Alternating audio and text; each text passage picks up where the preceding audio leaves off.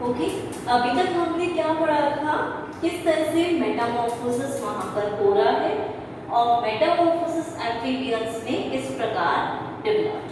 अब हम पढ़ेंगे कोऑर्डिनेटेड डेवलपमेंट या coordination development in Metamorphosis.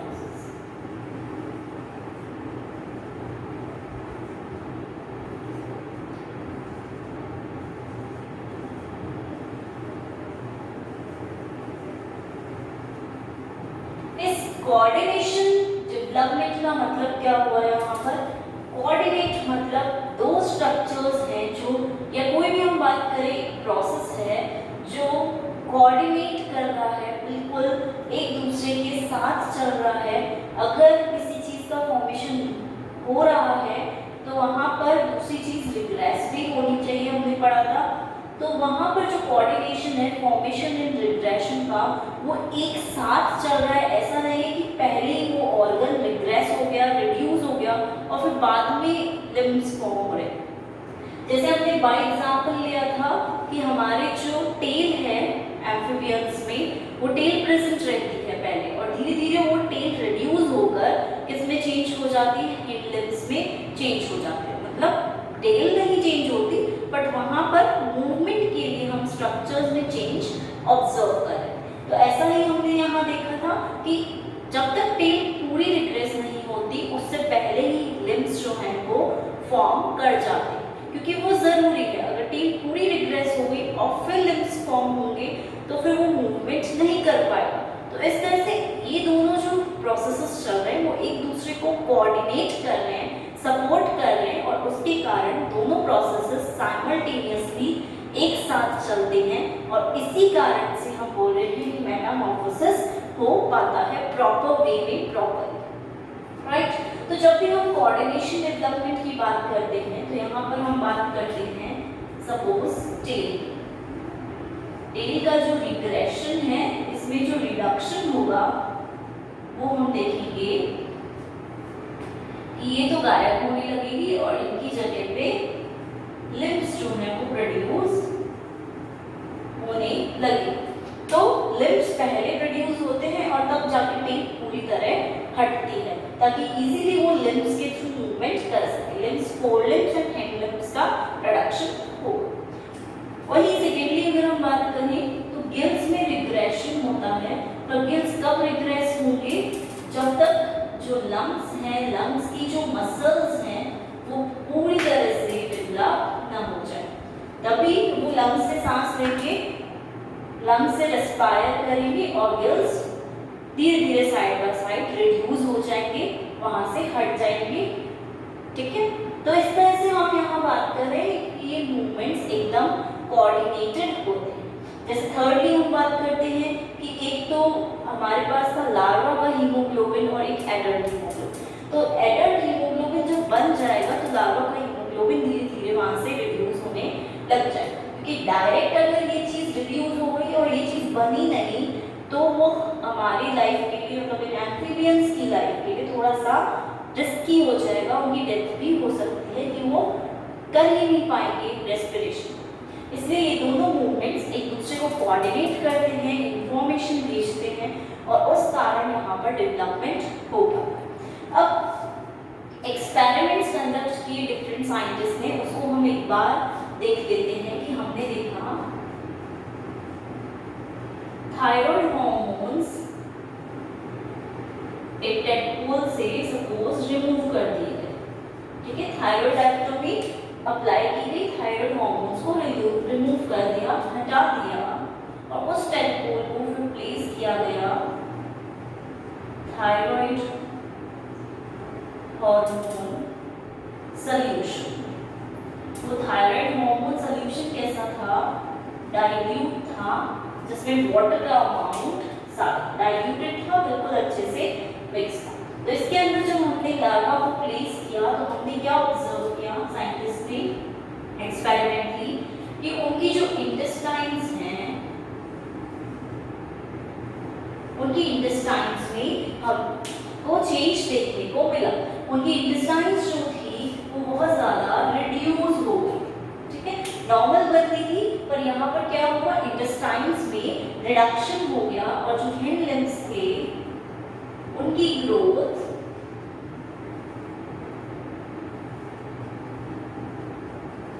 Accelerate हुई, मींस उनकी ग्रोथ में चेंज हुआ और वो ग्रोथ बढ़ ज्यादा देखने को मिली। Which means thyroid hormone remove किया गया, उस टेडपोल को थायराइड हार्मोन सॉल्यूशन डाइल्यूटेड में रखा गया और ऑब्जर्व किया गया कि इंटेस्टाइन्स जो थी वो छोटी बनी, बहुत स्मॉल बनी और हिंड लिम्स जो थे उनकी ग्रोथ बहुत ज़्यादा एक्सेलरेट हुई, बहुत जल्दी जो थे वो हिंड लिम्स यहाँ पर फॉर्म हो गए।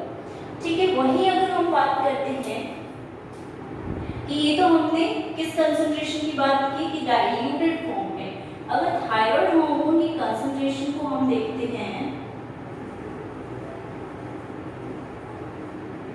कि वो बहुत ज़्यादा अमाउंट में दे दिए जाते हैं, तो बहुत ज़्यादा अमाउंट में देने के बाद भी हम ये ऑब्जर्व करते हैं कि वहाँ पर जो हमारे लिम्स होते हैं एम्फीबियंस के, वो लिम्स बन जाएंगे, फॉर्मेशन उनका प्रॉपर्ली हो पाएगा, लेकिन टेल जो है वो रिग्रेस नहीं हो पाती। तो इस तरह के हमें स्ट्रक्चर्स वहाँ देखने को मिलते हैं। तो नॉर्मली हम ये चीज़ बोल सकते हैं कि जो थायराइड हार्मोन्स हैं वो एक तरह से कोऑर्डिनेशन डेवलपमेंट करते हैं यहाँ पर, और एक तरह से यहाँ पर थायराइड हार्मोन्स के कारण भी कि कितना लेवल है थायराइड हार्मोन्स का, कम है ज़्यादा है, उस पर भी ये चीज़ डिपेंड करेगी कि क्या बनना है और कैसा स्ट्रक्चर बनना है। ठीक है, अगर बाय चांस कहीं से थायराइड हार्मोन को स्टिमुलेट कर दिया जाए, बहुत ज़्यादा रिलीज हुए हो, तो उसके कारण मेटामॉर्फोसिस में हमें लार्ज चेंजेस ऑब्जर्व हो सकते हैं। मतलब थायराइड हार्मोन की जो अमाउंट है, कितनी मात्रा में वो उपस्थित है, वो ज़्यादा मैटर करेगा यहाँ पर टिश्यूज़ को, कितना वो जा रहा है, कितने सिग्नल्स दे रहा है, उसके अकॉर्डिंगली मेटामॉर्फोसिस प्रोसेस इजीली हो पाएगा और उस पर मेटामॉर्फोसिस की क्रिया डिपेंड करेगी। अब अगर हम नेक्स्ट बात करते हैं यहाँ पर,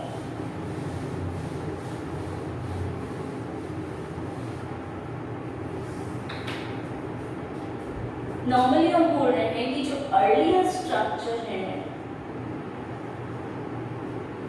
यहाँ हम बोल सकते हैं कि अर्लियर जो बोन्स हैं और जो लास्ट बोन्स, ठीक है, एक तो होंगी जो अर्लियर स्ट्रक्चर्स है जिन्हें पहले बनना था, एक होंगे लास्ट स्ट्रक्चर्स या लास्ट बोन्स जिन्हें बाद में बनना। तो जो अर्लीस्ट बोन्स हैं, अर्लीस्ट स्ट्रक्चर्स हैं, वो थायराइड की अगर लेवल कम होगा तो अर्लीस्ट स्ट्रक्चर्स का फॉर्मेशन हो सकता है। और अगर हम बोल रहे हैं कि थायराइड हार्मोन का लेवल ज़्यादा होता है तो क्या होगा, जो लास्ट स्ट्रक्चर्स हैं उनका फॉर्मेशन हो जाएगा। तो मतलब यहाँ पर क्या हुआ कि यहाँ पर थायराइड हार्मोन का लेवल बता रहा है कि फॉर्म क्या होना है।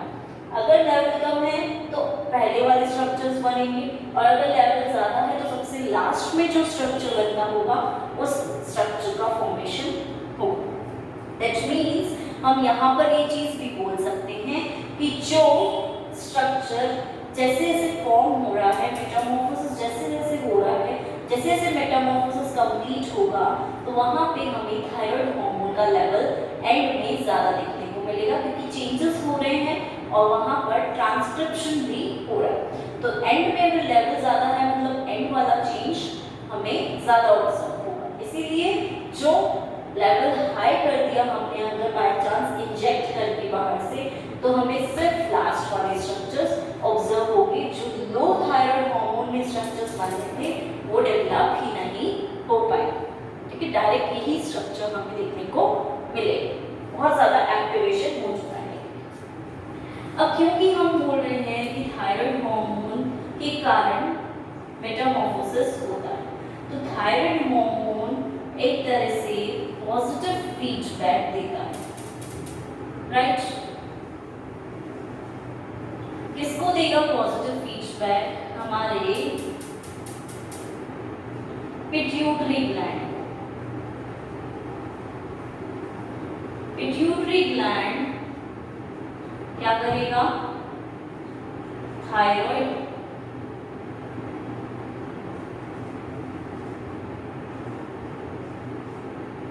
ग्लैंड को सिग्नल देगा और थायराइड ग्लैंड क्या करेगा, थायराइड ग्रंथि थायराइड हार्मोन को प्रोड्यूस करेगी। तो इस तरह से हम बोल रहे हैं कि जो हमारे थायराइड हार्मोन्स हैं वो खुद ही एक तरह के पॉजिटिव फीडबैक मैकेनिज्म की तरह वर्क करते हैं।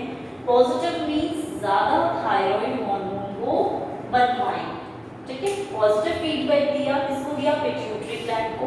पिट्यूटरी ग्लैंड में दो पोर्शंस होते हैं, हमने पढ़ा था, एक तो होता है एंटीरियर पिट्यूटरी, एक पोस्टीरियर पिट्यूटरी। तो जो एंटीरियर पिट्यूटरी है उससे क्या करेगा, थायराइड ग्लैंड को स्टिमुलस सिग्नल्स भेजेगा आगे और वहां से थायराइड हार्मोन प्रोड्यूस होगा। तो इस तरह से पॉजिटिव सिग्नल्स मिल रहे हैं कि क्योंकि सेल्स में थायराइड हार्मोन कम है इसलिए ये थायराइड हार्मोन पॉजिटिव फीडबैक देके और थायराइड हार्मोन को प्रोड्यूस कर रहा है। तो इस तरह से थायराइड हार्मोन जैसे जैसे प्रोड्यूस होता जाता है, सिग्नल्स मिलते रहते हैं, वैसे वैसे मेटामॉर्फोसिस जो है हमारी प्रोसेस वो धीरे धीरे आगे बढ़ती जाती है, राइट। नेक्स्ट अगर हम बात करते हैं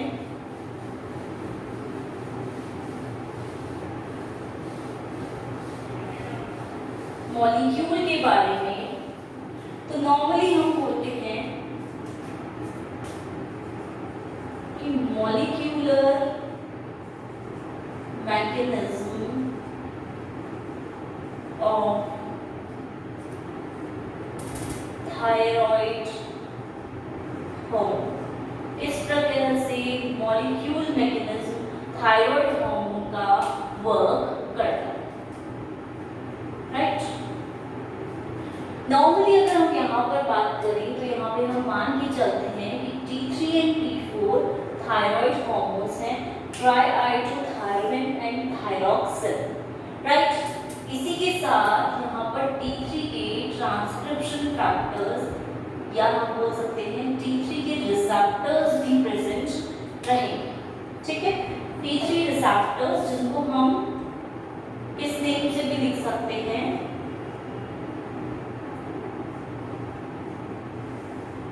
RF से भी डिनोट कर देते हैं कि रिसेप्टर फैक्टर, राइट। या फिर हम TRCP से डिनोट कर सकते हैं कि थायराइड रिसेप्टर प्रेजेंट है, ऑलराइट। तो हमने बोला ये T3 हमारे पास हार्मोन है T3 T4 और यहाँ पर T3 के रिसेप्टर्स प्रेजेंट हैं।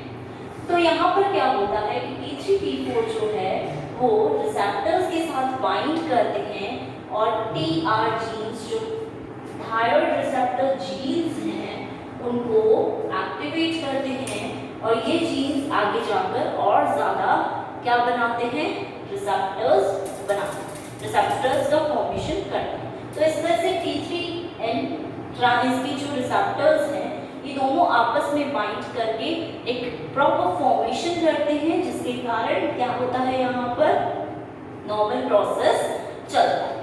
अब अगर हम नॉर्मली यहाँ पर बात करते हैं तो हम ये बोल रहे हैं कि ये T3 रिसेप्टर्स जो हैं जिन्हें हमने TR बोला है, ये TR अगर खुद एक्टिवेट हो जाते हैं बहुत अच्छे अमाउंट में तो ये आगे जाकर हमारे albumin, adult skin keratin, carbonoid, phosphate,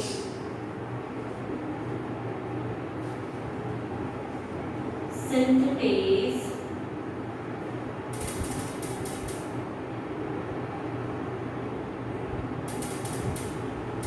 adult haemoglobin,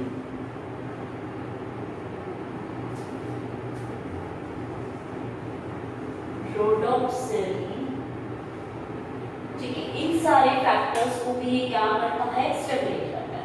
एक बार रिसेप्टर बन गए बहुत सारे तो ये रिसेप्टर्स आगे जाकर बाइंड कर एल्ब्यूमिन जीन जो होगी उसको भी ट्रांसक्राइब करेगा जो कि एडल्ट्स में बनती है। वहीं एडल्ट स्किन कीरेटिन जीन जो होगी उसको भी ट्रांसक्राइब करेगा जिससे कि इनका फॉर्मेशन एडल्ट स्टेज में हो सके। कार्बोनोइड फॉस्फेट सिंथेटेज हमने पढ़ा था, यूरिया साइकिल में यूज हो रहा था, तो इसको भी ट्रांसक्राइब करेगा जिससे कि इन सिंथेटेज हार्मोन का एंजाइम का फॉर्मेशन हो सके। ऐसे एडल्ट हीमोग्लोबिन की जीन को ट्रांसक्राइब करेगा और रोडॉप्सिन के जीन को ट्रांसक्राइब करेगा। तो यहाँ पर हम नॉर्मली बोल रहे हैं कि एक बार ये खुद ट्रांसक्राइब हो गए, इनका नंबर बन गया, ये लार्ज नंबर में फॉर्म हो चुके हैं, तो ये इसके बाद इनको भी ट्रांसक्राइब करते हैं और इनका नंबर भी इंक्रीज करते हैं बॉडी के अंदर। अब जब हम T3 रिसेप्टर की बात करते हैं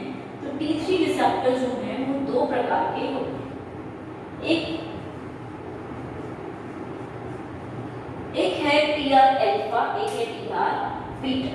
ठीक है, TR अल्फा, TR बीटा, और हम बोलते हैं T3 की प्रेजेंस में TR बीटा ज्यादा बनते हैं, मतलब ट्रांसक्रिप्शन नहीं है यहाँ पर, ट्रांसक्रिप्शन प्रोसेस होता है लेकिन यहाँ बनते क्या हैं, एक्चुअल में हमारे थायराइड रिसेप्टर बीटा जो होते हैं वो फॉर्म होते हैं। तो इस तरह से इन्हें हम टू कैटेगरीज में डिवाइड कर सकते हैं, टू टाइप्स के रिसेप्टर्स हम देख सकते हैं, यहाँ पर ऑब्जर्व कर सकते हैं, राइट। नेक्स्ट हम बात करते हैं कि जो हमारे थायराइड रिसेप्टर्स हैं ये डाइमर्स फॉर्म पे वर्क करते हैं, राइट। ये किसी के साथ कंबाइन होकर हमारे डाइमर बनाते हैं। ठीक है, दो रिसेप्टर्स यहाँ पर कुछ ऐसे होते हैं जो एक साथ कंबाइन होकर RXR की कंडीशन को फॉर्म करते हैं। दैट मीन्स हम यहाँ पर बोल रहे हैं कि नॉर्मली दो एक साथ यहाँ पर बाइंड होंगे और यहाँ पर डाइमर्स बनाएंगे। और जब हम बाइंडिंग की बात करते हैं तो TR के साथ जो बाइंड होते हैं वो होते हैं रेटिनॉइड रिसेप्टर्स, राइट। तो ये दोनों रिसेप्टर्स आपस में बाइंड करके डाइमर्स बनाते हैं। डाइमर मतलब दो मॉलिक्यूल्स एक साथ प्रेजेंट, दो सब यूनिट्स उसके प्रेजेंट हैं और यहाँ पर RXR का फॉर्मेशन नॉर्मली यहाँ पर ये करते हैं। ठीक है, इसी के साथ हम देखते हैं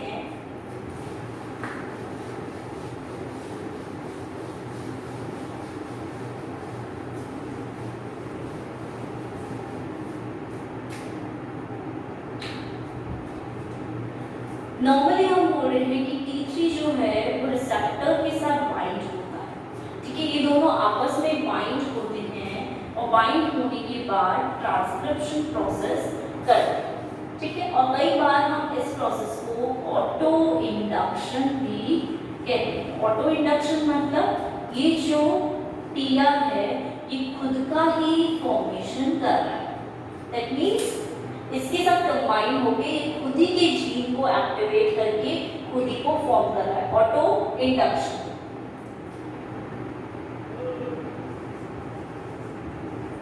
खुद का ही डेवलपमेंट, खुद को ही इंड्यूस कर रहा है और खुद को ही बना रहा है। ऑटो मीन्स स्वयं होता है कि खुद को बना, दैट मीन्स TR एक ऑटो इंडक्शन फैक्टर की तरह वर्क कर TR थायराइड रिसेप्टर्स का फॉर्मेशन यहाँ पर करता है। ठीक है, और हम ये भी चीज बोलते हैं कि जो T3 है वो कई बार ट्रांसक्रिप्शन को 2 से 5 फोल्ड्स तक, इट मीन्स 2 to 5 टाइम्स इसको इंक्रीज करने की कैपेसिटी रखता है।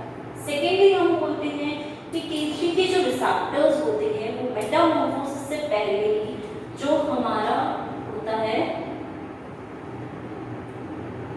जस्ट मेटामॉर्फोसिस से पहले,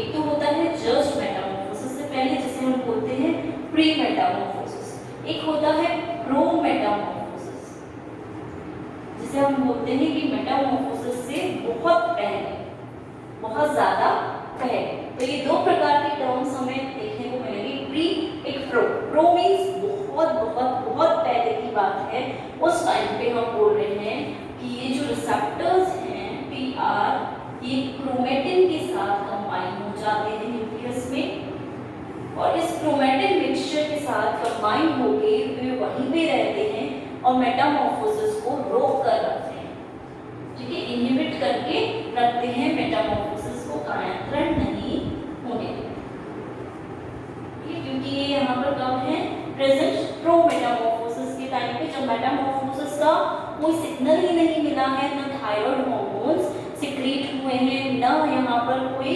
रिसेप्टर प्रेजेंट था। तो उस कंडीशन में ये टीआर रिसेप्टर्स क्रोमैटिन के साथ बाइंड होंगे, क्रोमैटिन में ही न्यूक्लियस में प्रेजेंट रहते हैं और मेटामॉर्फोसिस को रोक कर रखते हैं, ब्लॉक नहीं कर रहे पर एक टाइम के लिए रोक कर रखते हैं। फिर जैसे ही क्या मिलेंगे यहाँ पर, जैसे ही मेटामॉर्फोसिस टाइम आएगा, उस मेटामॉर्फोसिस टाइम पे, मेटामॉर्फोसिस के टाइम पर क्या करेंगे ये रिसेप्टर्स, T3 जब आएंगे तो T3 के साथ कंबाइन हो जाएंगे, क्रोमैटिन मटेरियल में प्रेजेंट रहेंगे, T3 के साथ कंबाइन हो जाएंगे और फिर मेटामॉर्फोसिस को ये इंक्रीज करते हैं और इसी के साथ साथ खुद का ऑटो इंडक्शन भी यहाँ पर करते हैं। तो ये हमारे हम बोलते हैं कि टीआर रिसेप्टर्स इस तरह से प्रेजेंट रहते हैं और प्रेजेंट रहकर ये चीज करते हैं। एक चीज हम देखेंगे, मेटामॉर्फोसिस क्लाइमैक्स, राइट।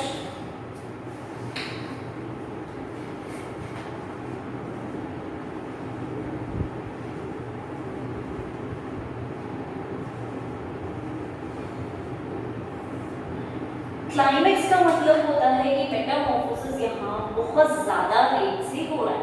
क्लाइमैक्स मतलब एंड पोजीशन पर पहुंच चुका है कि उसके बाद पूरा जो लार्वा था वो एडल्ट में कन्वर्ट हो जाएगा, इजीली चेंज हो जाएगा एडल्ट में। तो यहाँ इसे हम बोलेंगे मेटामॉर्फोसिस क्लाइमैक्स, राइट। तो यहाँ पर हम बोलेंगे कि जो टीआर रिसेप्टर्स हैं वो फॉर्म हो रहे हैं और वो फॉर्म होकर डिफरेंट जो जीन्स होंगे उन सब को या उन सब का डिफरेंट जीन्स का ट्रांसक्रिप्शन करवाएंगे ताकि सारे जीन्स बन सके, फॉर्म हो सके और एडल्ट में इसका कन्वर्जन हो सके। इसी को बोलेंगे मेटामॉर्फोसिस क्लाइमैक्स, कि सबसे ज्यादा इस टाइम पर मेटामॉर्फोसिस हो रहा है और थायराइड हार्मोन्स जो हैं वो सबसे ज्यादा इस टाइम पर रिलीज हो रहे हैं, मतलब बहुत ज्यादा ट्रांसक्रिप्शन हो रहा है, ट्रांसलेशन हो रहा है, तभी थायराइड हार्मोन्स प्रोड्यूस इजीली ज्यादा अमाउंट में हो पाए, राइट। एक फैक्टर जो मेटामॉर्फोसिस को रोक कर रखता है उसे हम बोलते हैं प्रोलैक्टिन। ये क्या है, एक प्रकार का इनहिबिटर है मेटामॉर्फोसिस, ठीक है। इस मेटामॉर्फोसिस को ये रोक कर रखता है, तो हम इसको बोलते हैं इनहिबिटर ऑफ मेटामॉर्फोसिस।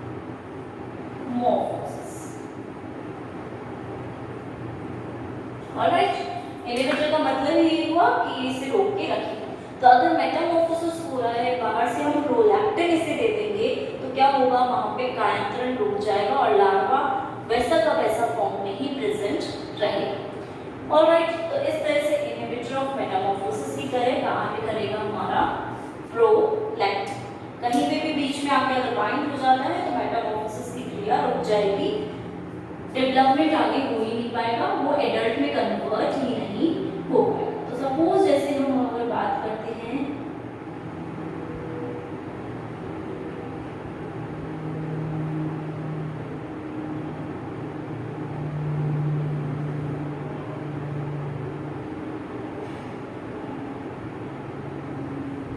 जैसे सपोज ये हमारा टेडपोल था, ठीक है, यहाँ पर क्या बनने शुरू हो गई, लिम्ब बर्ड्स में डेवलपमेंट होना शुरू हो गया, टेल अभी कुछ नहीं हुआ, टेल नहीं शुरू, ठीक है। नेक्स्ट हम देखेंगे कि धीरे धीरे जो लिम्ब बर्ड्स हैं इनमें और ज्यादा डेवलपमेंट होने लग जाएगा, ठीक है, धीरे धीरे डेवलपमेंट हो रहा है और टेल अभी प्रेजेंट है। और धीरे धीरे क्या होगा कि डेवलपमेंट हो चुका है तो टेल का रिग्रेशन हो जाएगा। बनेंगे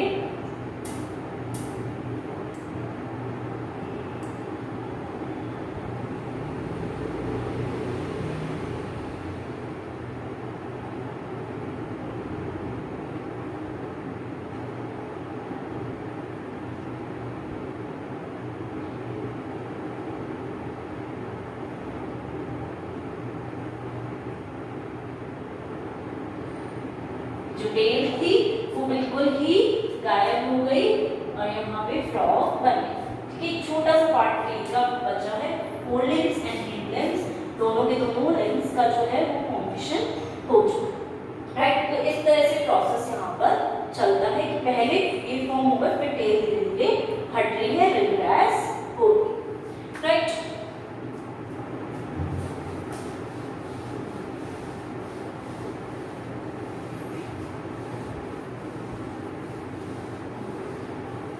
अब नॉर्मली अगर हम यहाँ पर बात करते हैं तो यहाँ हम देखते हैं 3 टाइप के थायराइड हार्मोन्स किस तरह से वर्क करते हैं।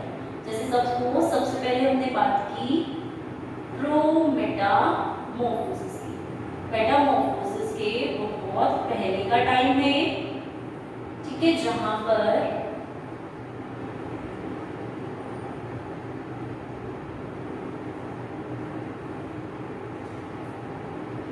ये है T3, T4 हार्मोन जिनकी कंसंट्रेशन बहुत लो है, लो कंसंट्रेशन पर ये प्रेजेंट है। वहीं ये है रिसेप्टर T3 रिसेप्टर जिसकी कंसंट्रेशन भी बहुत लो है, सांद्रता जिसे हम बोलते हैं। ठीक है, और ये है हमारा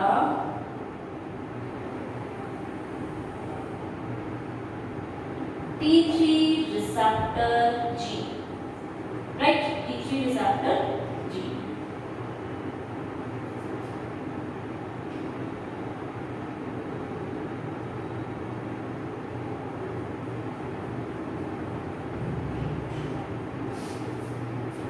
राइट, इस तरह से जीन प्रेजेंट है। ये यहाँ का प्रमोटर रीजन है जहाँ पर कोई ट्रांसक्रिप्शन फैक्टर आकर बाइंड करता है।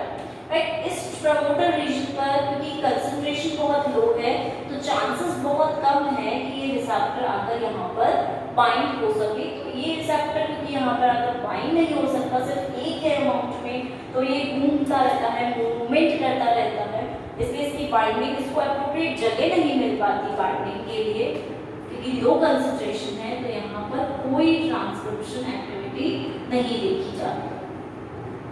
राइट, यहाँ पे ट्रांसक्रिप्शन होता ही नहीं। राइट, क्योंकि बाइंडिंग यहाँ पर हुई नहीं प्रमोटर पे, और प्रमोटर पे बाइंडिंग नहीं होगी तो आगे वाली जो जीन है वो ट्रांसक्राइब नहीं हो पाएगी और प्रोटीन्स का फॉर्मेशन या एंजाइम्स का फॉर्मेशन कर ही नहीं पाएगी। राइट, इस तरह से हम बोलते हैं प्रोमेटामॉर्फोसिस की, जहाँ पर कोई चेंज नहीं हो रहा, मेटामॉर्फोसिस से बहुत पहले की स्टेज प्रोमेटामॉर्फोसिस, फर्स्ट स्टेज जैसे हम बोलते हैं। राइट,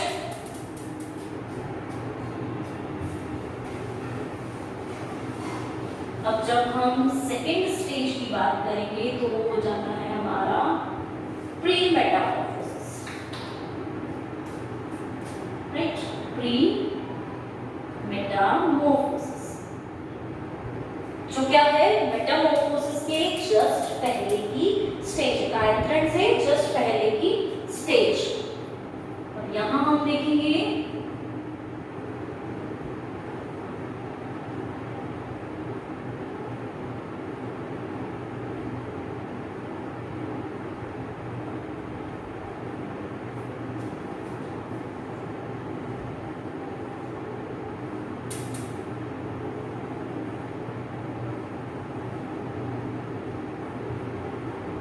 रिसेप्टर मीडियम कंसंट्रेशन में उपस्थित है। ठीक है, इनकी सांद्रता पहले वाले से तो ज्यादा ही है, इसलिए हम इसे मीडियम कंसंट्रेशन बोलते हैं। वहीं T3 एंड T4 हार्मोन की बात करें तो इनकी कंसंट्रेशन भी क्या है, मीडियम।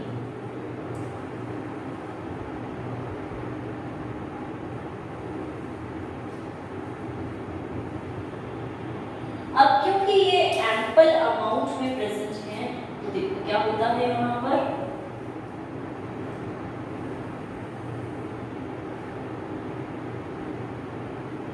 ये हो गया प्रमोटर, ये हो गई हमारी T3 रिसेप्टर G। राइट, अब क्योंकि इनका अमाउंट अच्छा खासा है, मीडियम कंसंट्रेशन है, मध्यम अवस्था में उपस्थित है, तो कोई भी ट्रांसक्रिप्शन जो है हमारा प्रमोटर पे आके बाइंड कर सकता है रिसेप्टर, जिसे हम ट्रांसक्रिप्शन फैक्टर भी बोल सकते हैं। तो इस रिसेप्टर ने आके यहाँ पर बाइंड किया, राइट।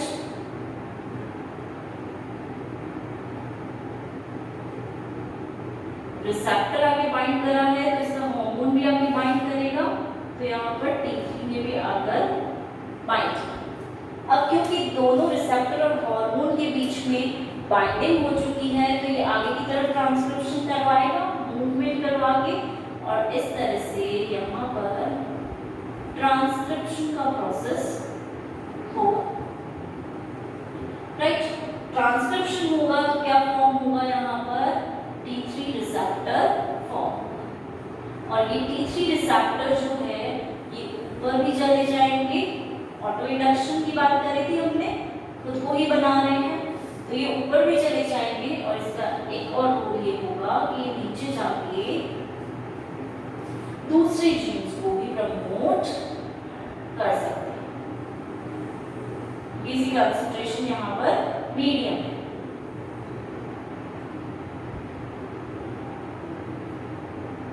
ये प्रमोटर हुआ, ये जीन हुआ, ये कोई दूसरा जीन है, इसलिए मैं इस तरह से शो कर रही हूँ। किसी और जीन को इसने प्रमोट किया, यहाँ बाइंड किया,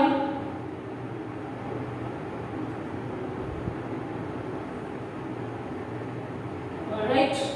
बाइंड करके T3 रिसेप्टर के साथ T3 भी बाइंड हुआ, और T3 बाइंड होके इसने ट्रांसक्रिप्शन करवाया, transcription of some other genes, right.